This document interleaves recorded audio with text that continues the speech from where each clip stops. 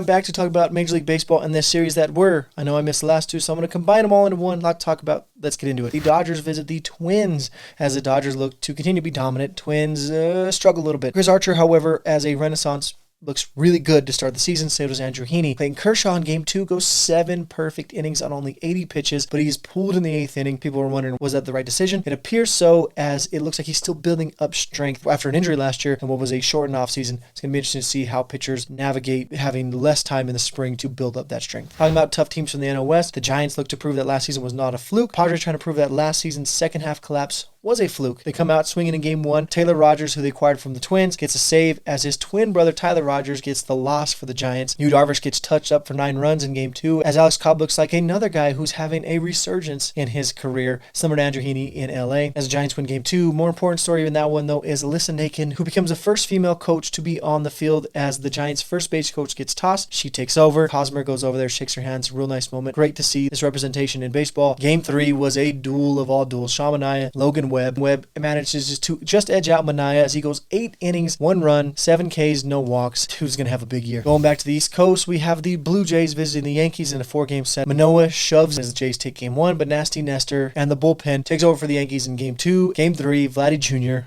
3 times goes deep, 2 of them off of Garrett Cole. He snags a liner to end the game. Blue Jays go up in the series 2-1. They look to take 3 out of 4 in the Bronx. Severino has other ideas. Sevy, another guy coming off of injuries, looks really, really sharp to start the season, which could be big for the New York Yankees. Staying on the East Coast, Mets at Phillies. These are 2 teams trying to prove themselves in the East and in the National League. Phillies draw first blood as they score 5 runs in the 8th inning after some rough defense by Alex Ballmer earlier in the game. They win 5-4. Mets bounce back, however, behind Taylor McGill, who is nasty to start the season. He's going up today against the Giants. Going to be interesting to see that one. Game 3, Aaron Nola continues his struggles from last season. I hope he can bounce back. Max Scherzer on the other side, solid 5 innings. A 3-run bomb by the Polar Bear is enough for the Mets to take the series in Philly. Mets are off to a strong start. They're 7-3 to start the year. They are one of 3 teams with a plus 20 run differential. The other 2 being the Giants and the Dodgers. The next closest is the Cardinals at plus 14. Speaking of the Cardinals visit the Brewers. These are the only 2 teams in the Central that are going to be competing for anything. So this is a big series, even if it is in April. Any games between these 2 teams are going to go a long ways when it comes to deciding this division. Brewers strike first in a 5-1 win behind 5 solid innings from Brandon Woodruff. Waino doesn't do as well. 4 earned runs in 4 1/3 innings. Cardinals bounce back, however, with a 10-1 win and a 2-1 win. Miles Michaelis and Steven Matz are providing some much needed pitching for them as some of their pitchers are trying to make their way back from some injuries. The Brewers, however, managed to split the series on Sunday as they win 6-5. Cardinals pitching not very sharp. They gave up 7 hits, 7 walks, 6 runs. Theo Albert and the Cardinals try to make things interesting as Albert goes deep. His road to 700 is going to be interesting to watch. I hope he gets enough at bats there in St. Louis.